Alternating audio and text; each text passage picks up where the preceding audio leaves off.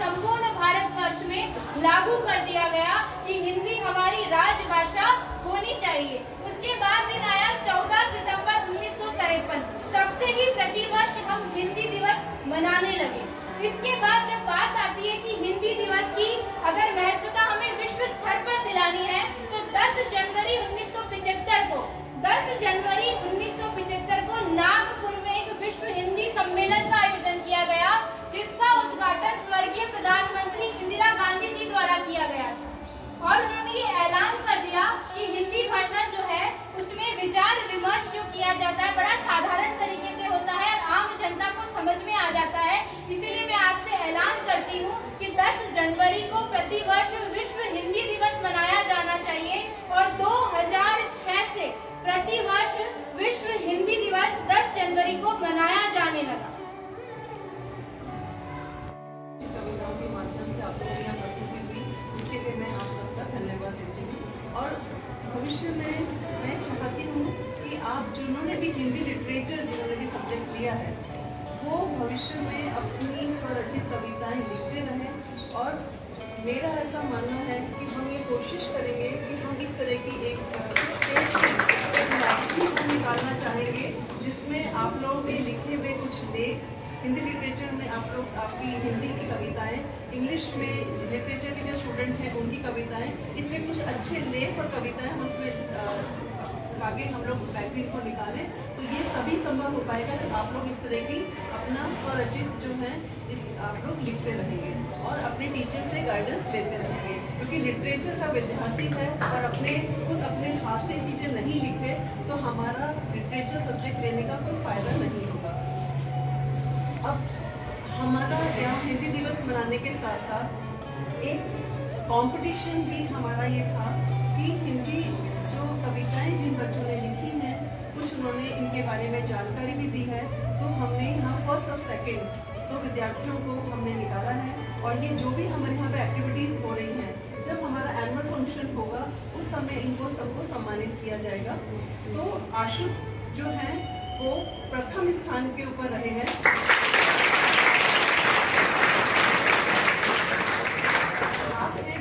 Second year के विद्यार्थी और सुनीता चौधरी ये भी बीए बीएड सेकेंड ईयर की विद्यार्थी हैं, ये द्वितीय स्थान के ऊपर।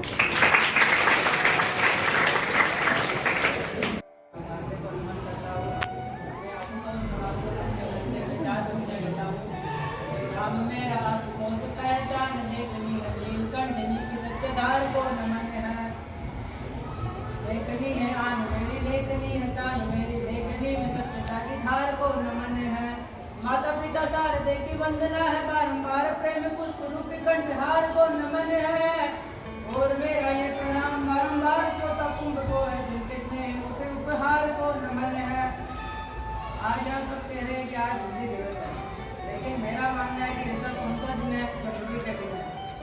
हमें रोज हिंदी भाषा का प्रयोग करना चाहिए। मैंने हिंदी के ऊपर एक कविता लिखी है जो मैं आपको सुनाता हूँ।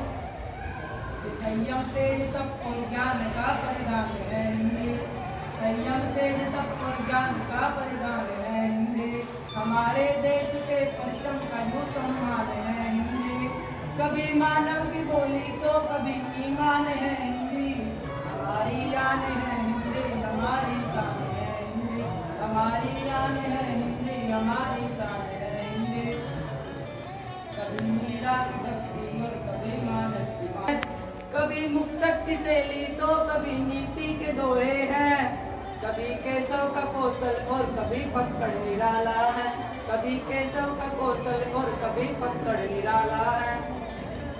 कभी तुतलाती बोली और कभी साहित्य का आधार है हिंदी, कभी तुतलाती बोली और कभी साहित्य का आधार है हिंदी। भाषा की इमारत का यूं भाषा की इमारत का यूं अनुपम सार है हिंदी, कभी ये लेखनी के रूप का श्रृंगार है हिंदी, कभी ये लेखनी के रूप का श्रृंगार है हिंदी। कभी है प्रेम की भाषा कभी तकरार है हिंदी, कभी है प्रेम की भाषा कभी तकरार है हिंदी।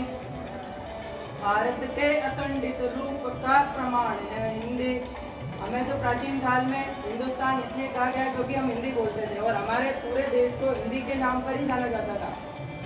भारत के अखंडित रूप का प्रमाण है हिंदी, गिरी के पार्क से निकला हुआ दिलमान है हिंदी, समूचे विश्व को आधार देती है अनार हिंदी, समूचे विश्व को आधार देती है अनार हिंदी, फलक पर जो बेटा देता है वो सम्मान है हिंदी, फलक पर जो बेटा देता वो सम्मान है हिंदी। और मैं अंत में यही कहना चाहूँगा कि हटा करके निशा को फिर नया दिनमान निकलेगा, हटा करके निशा को फिर नया दिनमान निकलेगा, मेरे सीरत बयां करता मेरा हर लफ्ज निकलेगा, कोशिश तो करो मित्रों जरा संकल्प लेकर के, समूचे विश्व में हिंदी से हिंदुस्तान निकलेगा।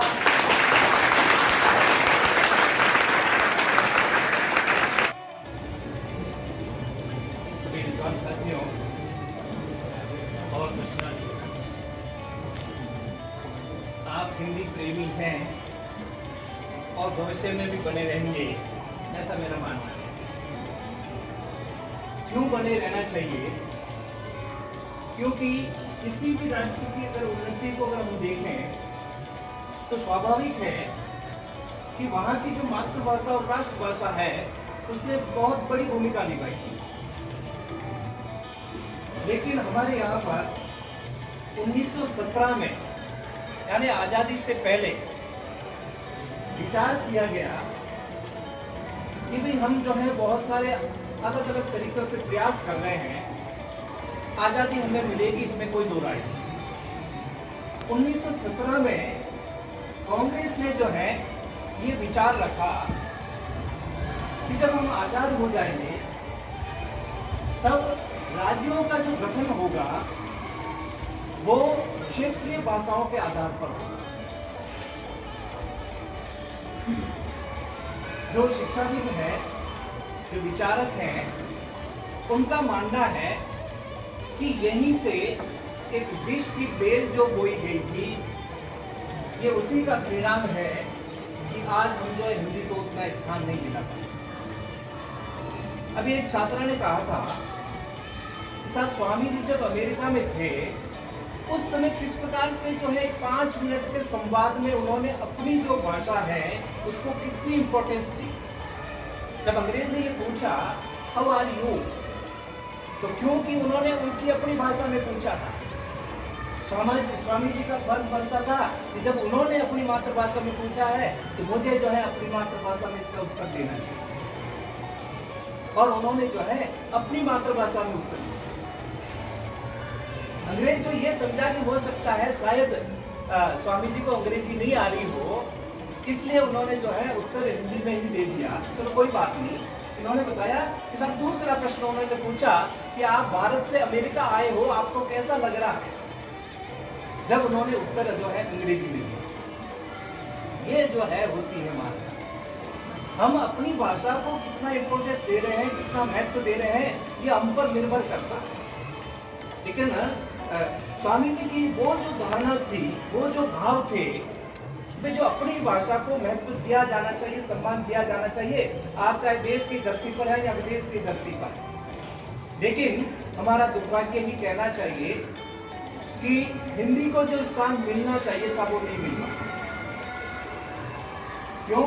क्योंकि जो राज्यों का गठन किया गया उस समय जो विष बेल बोई गई थी वो इतनी पनप गई है कि अब उसको नियंत्रित करना बड़ा मुश्किल हो रहा है।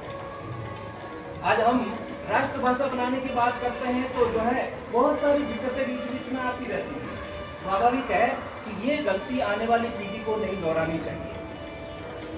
इसमें आप देखते हैं कि एक स्वामी जी जो हुए हैं दयानंद सरस्वती, उन्होंने एक बात कही थी कि जब व्यक्ति काम करता है तो उससे गलतियां होती हैं, वो कोई बड़ी बात नहीं है, गलती हो जाती है, गलती जो है जाने अनजाने में हुई है, लेकिन बार बार आप अगर उन गलतियों को दोहराते हैं तो बहुत बड़ी जो है आप गलती कर रहे हैं।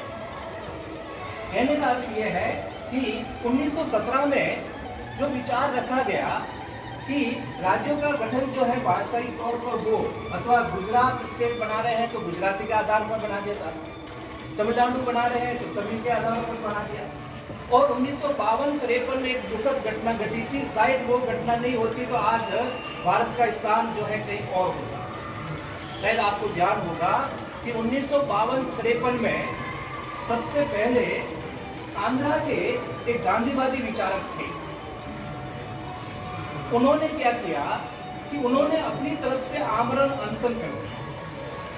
ये कहकर किया कि साहब जो है हमारा जो आंध्रा है, हमारी जो भाषा है तेलुगु भाषा, इसके आधार पर जहां जहां जिस क्षेत्र में जो है तेलुगु बोली जाती है इसको आंध्रा नाम देकर के राज्य का गठन कर दिया जाए। और उन्होंने 1952 में आमरण अनशन कर दिया। उसका प्रभाव ये हुआ कि 56 दिन तक वो भूखे प्यासे रहे। 56 दिन के बाद में उनकी मृत्यु हुई। और इस अनशन से जब मृत्यु हो गई तो नेहरू जी को जो है इतना आभास हो गया या इतना जो है वो इस विचलित स्थिति को सहन नहीं कर पाए और उन्होंने जो है कह दिया कि अब हमें जो है जो राज्यों का जो गठन करना होगा वो भाषाई तौर पर करना होगा। और आप देखते हैं कि अपने भारत में सबसे पहले भाषाई तौर पर जिस राज्य का गठन हुआ वो था आंध्रा, जो 1952-53 में उस गांधीवादी विचारक जो थे उनका